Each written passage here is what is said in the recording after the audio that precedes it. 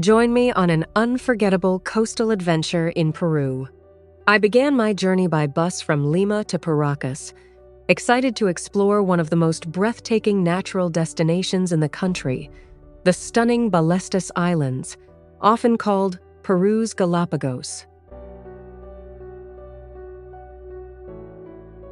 Ballestas Islands are one of the most famous natural attractions along Peru's coast and are often called Peru's Galapagos because of their incredible wildlife and dramatic landscapes.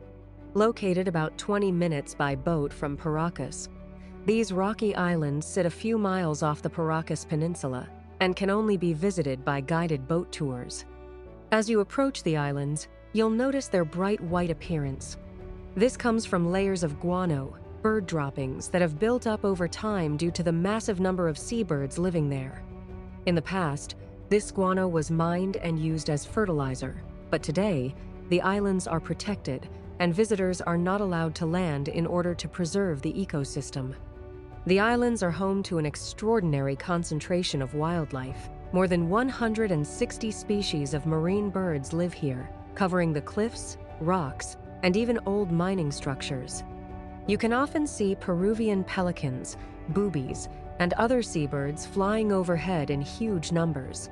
In addition to birds, the Ballestas Islands are also known for marine animals. Sea lions are commonly seen resting on the rocks or swimming near the shore, and lucky visitors may spot Humboldt penguins in the wild. Watching sea lion pups play along the rocky beaches is one of the most memorable experiences of the tour. The islands also feature natural caves, arches, and rugged rock formations shaped by waves over time, making the boat ride both scenic and exciting. Overall, visiting the Ballestas Islands is a unique chance to experience Peru's rich coastal wildlife and one of the most beautiful marine environments in South America.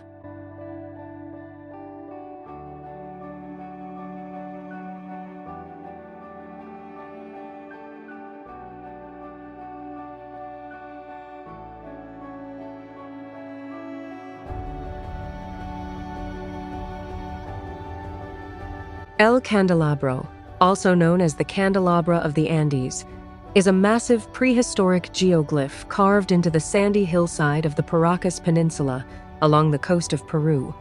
It is one of the most mysterious landmarks seen on the boat journey to the Ballestas Islands.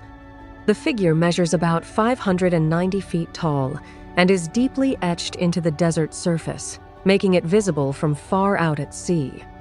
It is believed to have served as a navigational guide for ancient sailors. The exact origin and meaning of El Candelabro remain unknown. Researchers estimate it was created around 200 BCE, possibly by the Paracas culture.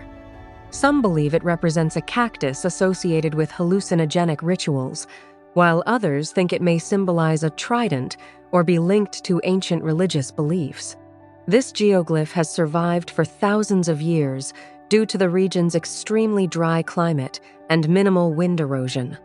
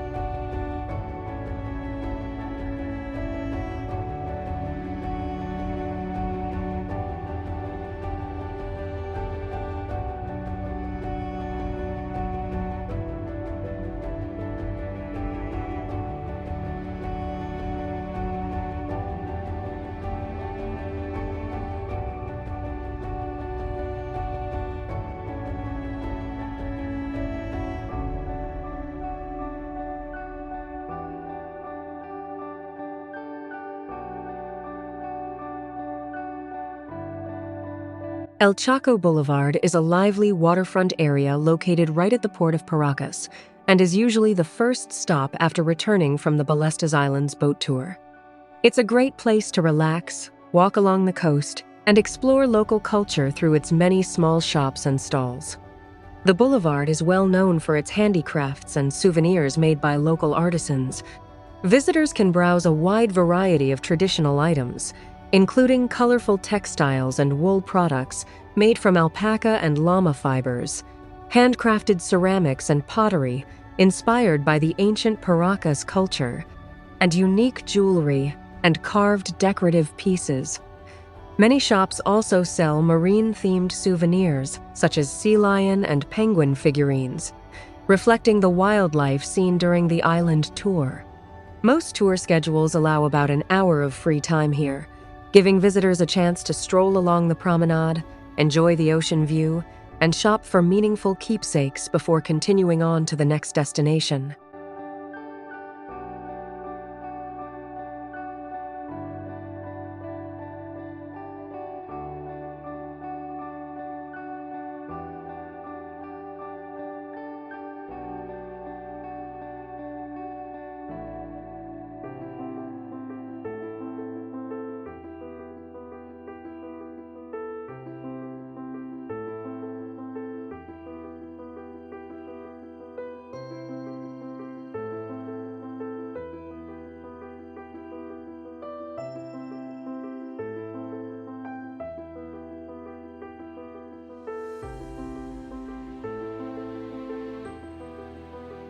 Next, we visited the spectacular Paracas National Reserve, a protected coastal desert reserve where the Pacific Ocean meets dramatic red cliffs and sandy beaches.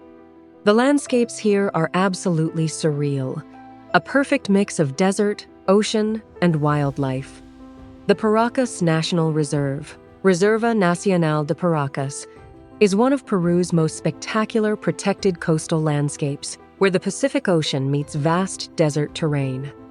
Established in 1975, the reserve covers approximately 335,000 hectares, including both terrestrial, desert, and marine environments.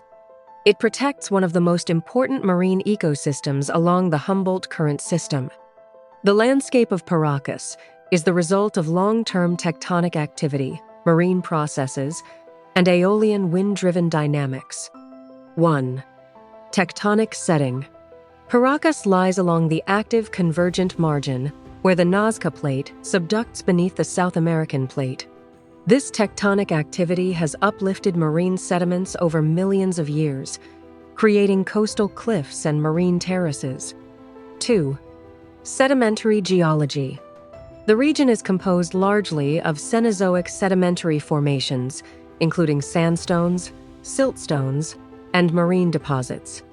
One of the most famous geologic units here is the Paracas Formation, known for its fossil-rich marine sediments dating back to the Eocene epoch, to 56-34 million years ago. Fossils of marine vertebrates, mollusks, and ancient sharks have been discovered in the area. 3. Red beaches, Playa Roja. One of the most iconic features of the reserve is Playa Roja, Red Beach. The striking red color comes from erosion of iron-rich volcanic rocks from the nearby Andes. Wave action erodes these materials and deposits them along the shoreline, creating a dramatic contrast between red sands, golden desert cliffs, and deep blue ocean waters. 4. Desert processes. The Paracas Peninsula is part of one of the driest deserts in the world. Extremely low rainfall and persistent coastal winds, known locally as Paracas winds, shape sand dunes and redistribute sediments across the peninsula. The arid climate also contributes to exceptional preservation of archaeological remains.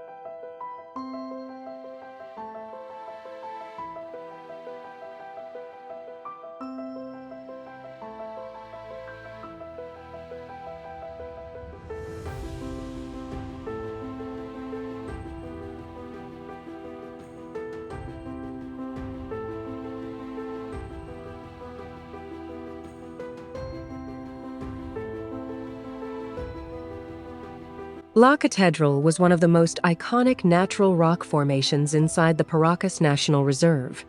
Its name, meaning the cathedral, came from its dramatic arch-shaped structure, which resembled a grand cathedral carved by nature along the Pacific coastline.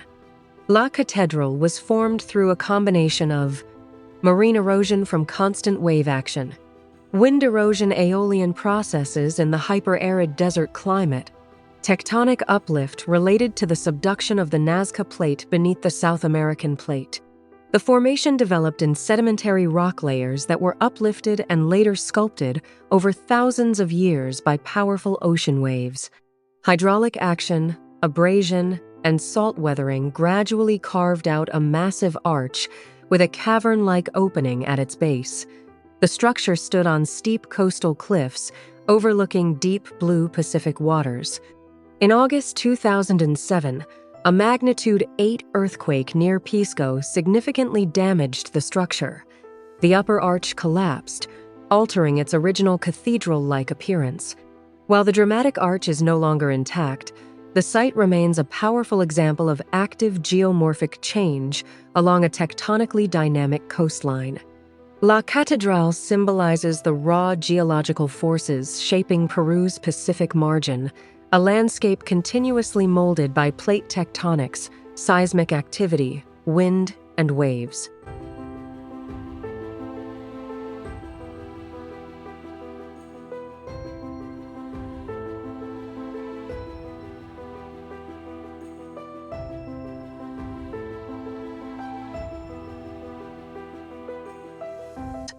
The area is named after the Paracas culture, a pre-Columbian civilization that thrived between approximately 800 BCE and 100 BCE.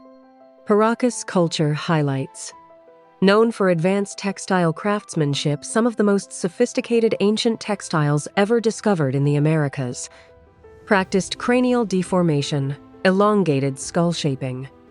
Developed complex burial traditions, including mummy bundles wrapped in embroidered fabrics. Relied on marine resources and early agricultural systems. Archaeological excavations in the early 20th century uncovered elaborate burial sites in the region. The extremely dry desert conditions helped preserve textiles and organic materials for over 2,000 years. Biodiversity and conservation.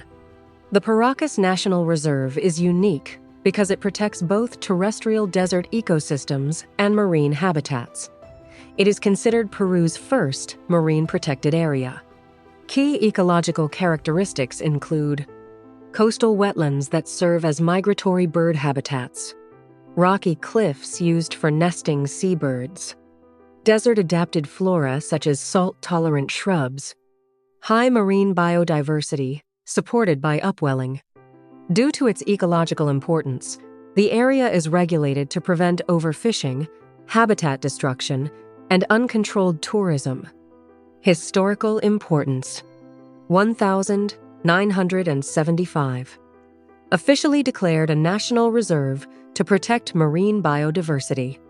2007. The region was significantly affected by the Pisco earthquake. Today, it remains a key site for scientific research in coastal geomorphology, paleontology, archaeology, and marine ecology.